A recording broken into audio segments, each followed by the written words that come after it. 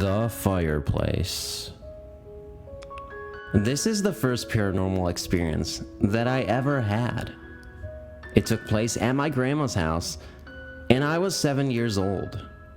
My grandma lived in a suburb of Melbourne called St. Kilda and lived on Crema Street. Many of the houses in St. Kilda were built in the late 1800s to the early 1900s, and many were mansions. My grandma's house was a single-story, red-bricked, two-bedroom home that was very modest in comparison to some of the mansions that were built on Crema Street. It was built on a large block of land, and I remember the front and back being overgrown with trees. Sadly, many of these houses have now been torn down to make room for newly built houses and apartment buildings. My grandma's home had 2 bedrooms at the front of the house, and then a long dark hallway which led to the lounge and kitchen area. The laundry and bathroom facilities were located outside, which was not unusual for houses built in this era. The main bedroom, which was my grandma's, had a huge fireplace in it. No central heating back in the day when the houses were built. The house was always cold, mainly due to the fact that it was surrounded by trees. It was a great cool house to be in during the hot summer, but it would get extremely cold in the winter time. There was a gas heater at the front of the house, which would warm up the lounge and kitchen area, but bedrooms would always stay cold. As my grandma was getting old and suffered from bad asthma, my dad used to worry a lot in the winter that she would get too cold in the wintertime at night in her bedroom. My grandma absolutely refused to use the fireplace as she was scared of having an accident and being burnt or setting the house on fire. Many times when we visit her, I can remember my dad constantly offering to light a small fire in the fireplace, telling my grandma that he would extinguish it before we left, just so she could have a bit of warmth in her room at night. But she flatly refused and would be very adamant that she did not want to ever use the fireplace. I remember it was a Saturday night, and my dad and I had stayed for dinner. I was sitting on the floor in front of the TV, and I was watching The Muppet Show. I must have fallen asleep, and my dad took me to my grandma's room and put me in her bed. He left the door open and switched on a lamp next to the bed. I remember walking up and realizing that I was in my grandma's room, and I was all alone.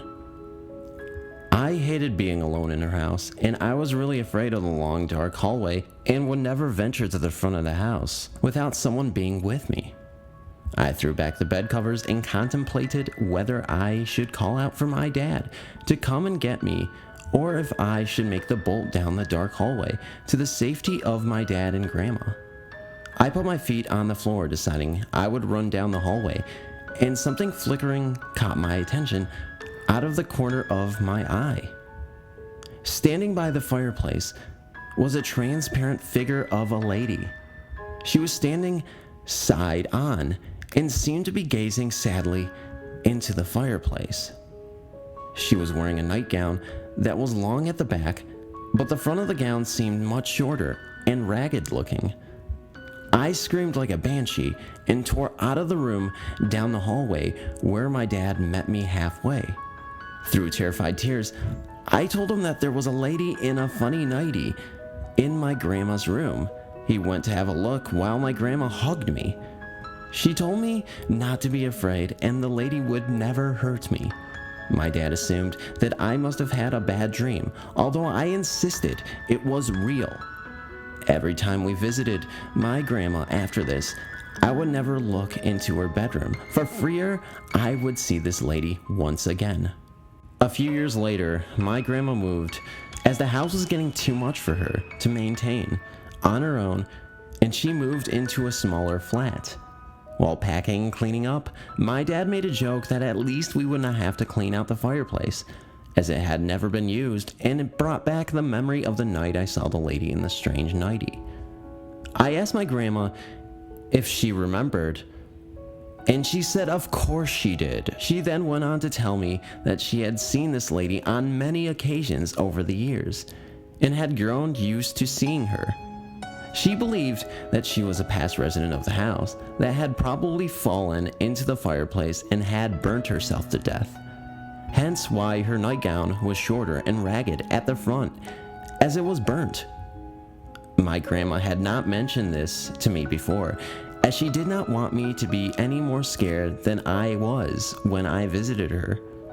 This is why she never used a fireplace, as she felt this lady answered and appeared as a warning that accidents can happen, and obviously my grandma took her warning very seriously. My grandma has since passed away, but I will never forget that night I saw this apparition of the lady with the funny nightie. A head in the fireplace.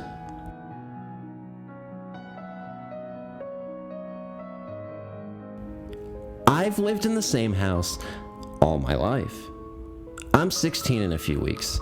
I'm not an expert on these sorts of things, like you guys seem to be after reading some of your stories, so bear with me, as I'm not very knowledgeable on the subjects of ghosts and demons and those things of that nature. My house is pretty old, about 80 years old, my mom says. My Grams believes in this sort of thing, but the rest of my family is pretty skeptical, so we will rarely discuss it. The first thing I remember happening to me is when I was about 6. I had chickenpox and I couldn't sleep because they were so itchy, and my mom let me stay up late.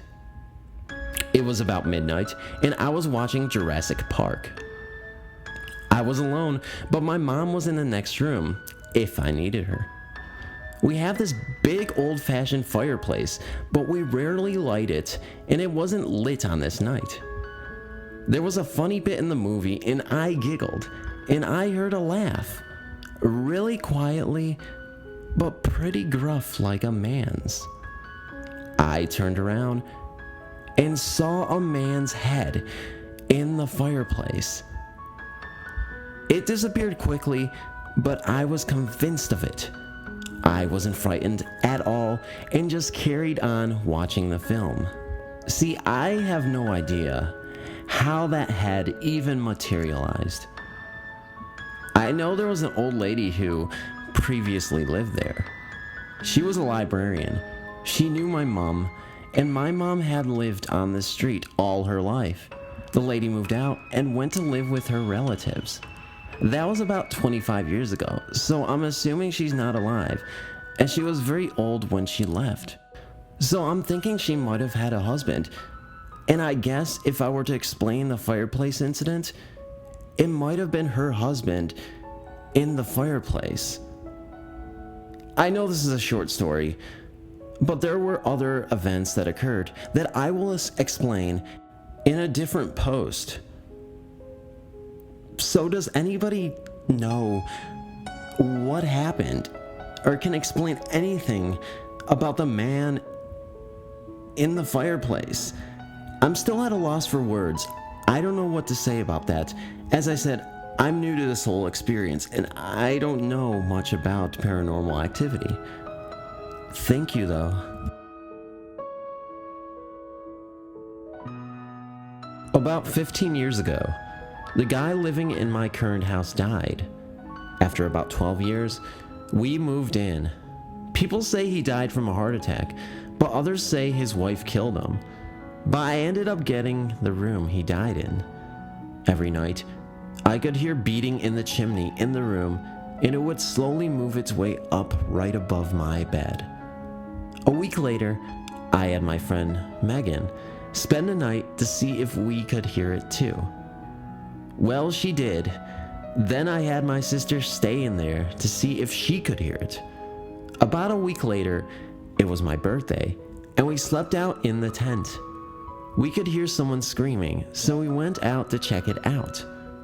We didn't see anything outside, so we went inside. We could hear footsteps up the stairs, but we didn't see anybody. But then the door to my room opened. We went in there and we saw a shadow going into the chimney. We were wondering why he would go into the chimney, and people say that his wife killed him and stuffed him in the chimney itself. Every other night, I can hear the doorbell ring, but no one is there. So I'd go up to my bed. Then I could hear the door shut and hear the footsteps go up the stairs and into my room, but this time I didn't see anybody. I've heard rumors that there's a chimney ghost, but also that the body may still be there. Then again, I've never seen a body in the chimney, so I really doubt there would be a body stuffed in the chimney still after all this time. This is pretty creepy, and all the occurrences in the chimney just leave me unsettled. Thanks for reading.